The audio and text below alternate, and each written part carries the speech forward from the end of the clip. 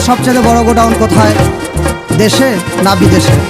শুনুন, সবচেয়ে বড় গোডাউন আমার কাছেই আছে, সেটি হচ্ছে পেট।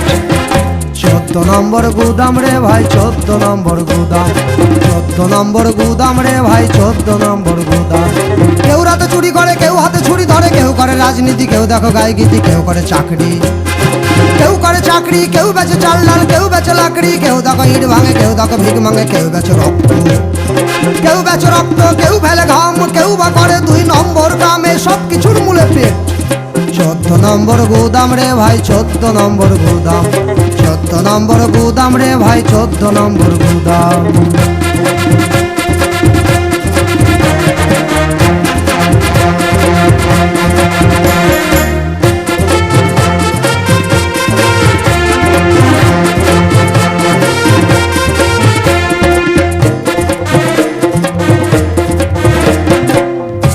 শিশুটা ভূমিষ্ঠ হইয়া কেঁদে বলে ট্যাও, তার মানে গোডাউন খালি, মুখে কিছু দাও। মরার আগে দেখো মানুষে জল খায়, খালি পেটে পৃথিবীটা ছাড়ি থেকে যায়।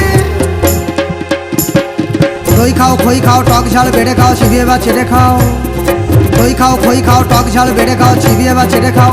বাড়াও না ওষুধ খেয়ে মুখের রুচি, খাও দানাদার সন্দেশ, রসগোল্লা, লুচি।